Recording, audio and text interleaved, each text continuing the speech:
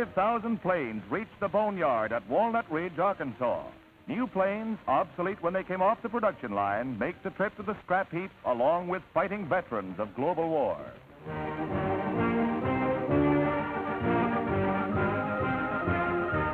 Billions of dollars worth of aircraft that did its bit for victory is junk. But these motors wouldn't stand a chance against the latest models perfected during the last few months. Only the big superforts, the B-29s, are missing from this aerial graveyard, though some of those will be scrapped elsewhere.